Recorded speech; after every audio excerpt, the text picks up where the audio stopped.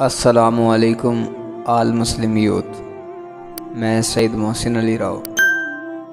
ایک لڑکی پر قبر میں عذاب ہو رہا تھا۔ عذاب کتنا شدید اور ہولناک تھا، اس کے بارے میں بات کریں گے۔ تو چلو شروع کرتے ہیں آج کی یہ ویڈیو۔ عمر بن دینار رحمۃ اللہ علیہ فرماتے ہیں کہ مدینہ میں کوئی شخص رہتا تھا، وہیں قریب کسی محلے میں اس کی بہن رہتی تھی۔ اس کا انتقال ہو گیا۔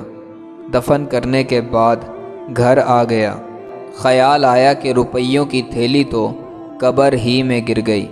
کسی کو ساتھ لے کر قبرستان گیا، قبر کھولی، تھیلی مل گئی۔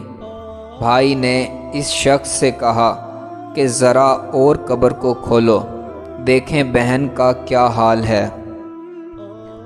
چنانچہ جب قبر کو کھول کر جھانکا تو دیکھا کہ آگ کے شعلے بھڑک رہے ہیں۔ فوراً قبر کو بند کر کے والدہ کے پاس گیا اور سارا قصہ دریافت کیا۔ والدہ نے منع کیا، لیکن بھائی کے اصرار پر بیان کر دیا۔ تیری بہن نماز کو ٹال کر پڑھتی تھی اور وضو بھی ٹھیک نہیں کرتی تھی۔ رات کو جب سب لوگ سو جاتے تھے تو دروازوں پر کان لگا کر سنتی تھی تاکہ دوسرے لوگوں سے بیان کر سکے اور چغلی کر سکے، اس لیے اس پر قبر میں عذاب ہو رہا ہے۔ میرے بھائیوں، اس قصے کا مقصود یہ نہیں ہے کہ صرف یہ قصہ ہے یا یہ ایک کہانی ہے۔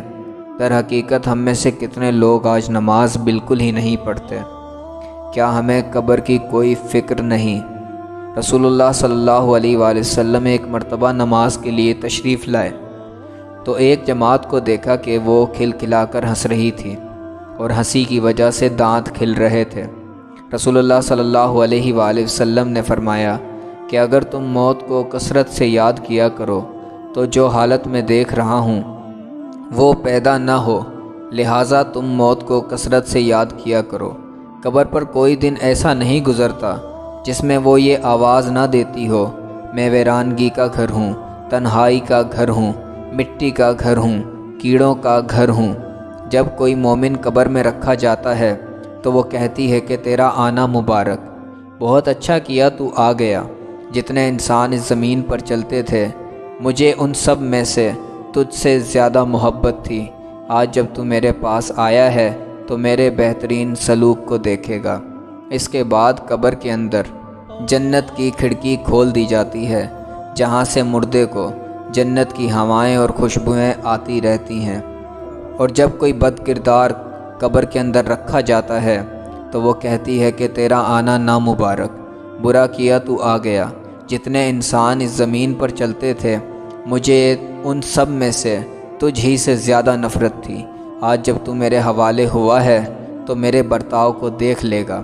اس کے بعد قبر اس مردے کو اس طرح سے دباتی ہے کہ دونوں پسلیاں آپس میں گھس جاتی ہیں اور 70 اژدھا اس پر ایسے مسلط ہوتے ہیں کہ اگر ایک بھی پھکار مارے تو اس کے اثر سے گھاس تک باقی نہ رہے۔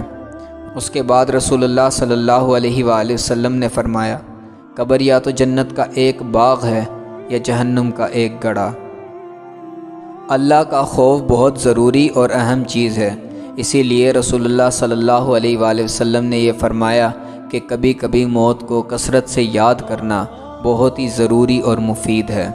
تو میرے بھائیوں، دنیا کے اندر رہ کر آج ہم جنت کی تیاری کر سکتے ہیں، آج ہم آخرت کی تیاری کر سکتے ہیں، نہ جانے کتنی زندگی باقی ہے۔ تو مومن کو تو ہمیشہ موت کے لیے تیار رہنا چاہیے۔ آئی ہوپ کہ یہ ویڈیو آپ کو بہت اچھی لگی ہوگی۔ اگر ویڈیو پسند آئی ہے تو چینل کو سبسکرائب کریں، بیل آئیکن کو پریس کریں، اس ویڈیو کو لائک کریں اور اپنے دوستوں کے ساتھ ضرور شیئر کریں۔ تو میں ملوں گا انشاءاللہ آپ سے نیکسٹ ویڈیو کے اندر۔ Thanks for watching. اللہ حافظ۔